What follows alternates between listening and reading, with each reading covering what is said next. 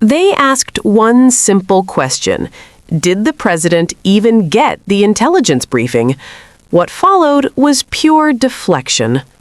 Let me move on for just a minute. Director Ratcliffe, let me just ask you this, because there's been a discussion, and we've never been able to talk about this in an unclassified setting, and I recognize it's sensitive, but 60 Minutes, there's been a report about Havana syndrome and about individuals who are within the agency and within state departments that have actually had significant illnesses, some attributed, they believe, to outside sources.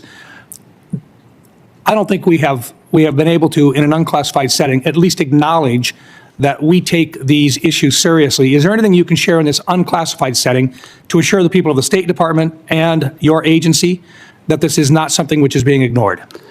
Thanks for the question. I appreciate the opportunity to address that. Yes, we have to be careful about what we can say, and we can go into further detail in the classified session. But this is something that when I became the director, as you're aware, Senator, there are disparate opinions across the IC about what the cause of these AHIs may or may not be. Otherwise known as Havana syndrome. Well, Havana syndrome, yeah, or and the question of whether or not they could be the result of a directed energy weapon from a foreign adversary.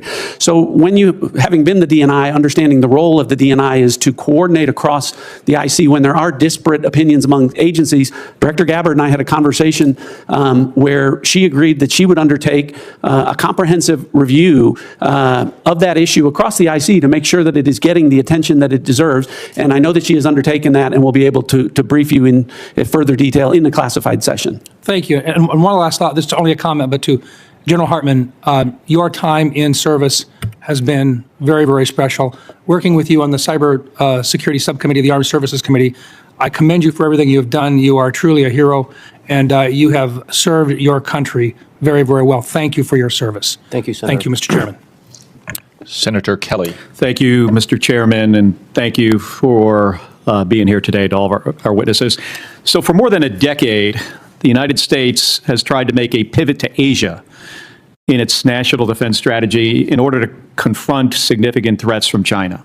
For years, administrations of both parties have identified China as the top threat facing our country and worked to build relationships across Asia and deter Chinese aggression. At the same time, we have bolstered our European allies and asked them to contribute more to their defense to deter Russia. Directors Gabbard and Ratcliffe, would you agree that China and Russia are our primary geopolitical rivals? Director Gabbard. Yes, they are our primary strategic competitors. Thank you. Director Ratcliffe? I would agree with that, although I don't think they're equal in terms of the threats that they pose. Thank you. So that brings us to the war with Iran. So this has created one of the largest ever supply shocks to the global oil supply, which has sent gas prices skyrocketing for Americans. But not everybody is losing. Directors Gabbard and Ratcliffe, is it accurate that Russia has gained billions of dollars in additional oil revenue due to price spikes as a result of the war and loosened sanctions? Director Gabbard. That is what has been reported. I'd defer to the Director of Secretary of Treasury and Energy on that front for details. Director Ratcliffe.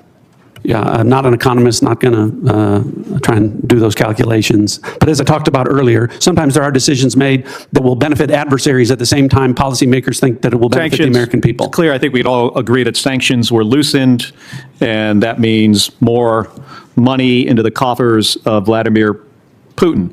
Would you agree that if he has more funding, he is likely to put that to his war effort against Ukraine? Director Gabbard. I would defer to an actual intelligence assessment on what they would believe his intentions are. Director Ratcliffe? Yeah, I wouldn't speculate on that. Wouldn't speculate? Okay. Okay. And is it accurate that China is continuing to receive preferential oil flows from Iran despite the conflict as Iran allows its own tankers to transit the Strait? Director Gabbard? I'm going to go back and forth between the two of you. There has been some reporting of China, India, and other countries being able to move their tankers through the Strait. However, it is unclear the volume or the measure of that. Okay, so it sounds like it's accurate. Thank you. I'm going to move on. Director Gabbard, you tweeted yesterday that President Trump concluded there was an imminent threat and made a decision to attack Iran after carefully reviewing all of the information before him. I think the country deserves to know what the information was. I'm going to ask a series of questions and just want a yes or no. We don't need any explanation, just yes or no, starting with, were you asked, I'm not asking if you did brief this, were you asked to brief on whether Iran would close the Strait of Hormuz? I'm not going to comment on what the president did or didn't ask me on any topic. I'm not asking if you briefed it. I'm just asking if there was a request I understand by the White that. House. Director Ratcliffe, were you asked to brief on whether Iran would close the Strait of Hormuz? The briefings to the president of the White House typically don't come at the request of the White House. So typically when we get intelligence that we want the president to be aware of, the intelligence community brings that to the president. Did you produce the analysis for the Straits of Hormuz? There has been and continues to be analysis with respect to that. Were you asked to brief on how our adversaries and allies would respond to the war in Iran? I imagine I'll get the same answer. So it's just to point out here, it's challenging to forget about actually what was in the brief for a second. We're having a hard time finding out not only if you briefed the president on something, but even if the White House asked if they could be briefed on something or if analysis was produced. So I just want to point out here, this is about 6 days. Can I comment on Yes. that? Yes. I go back to the point. It's the same approach that we took to the prior operations, which to your credit, Senator, you have praised the intelligence and military communities in Operation Midnight Hammer and Operation Absolute Resolve. It's the same approach and the same professionals in terms of how they approached this particular operation. We're trying to figure out if the president knew what the downside was of the Strait of Hormuz being closed. And I'm having a hard time finding out whether the White House asked or whether there was a brief, whether the president knew. Did he know this was going to happen, or did he just disregard it? This is one of those moments where the questions matter more than the answers, because the answers never really come. A U.S. senator is trying to figure out something basic. Before escalating a conflict with Iran, did the president actually review the risks? Did anyone brief him on what would happen if the Strait of Hormuz shut down?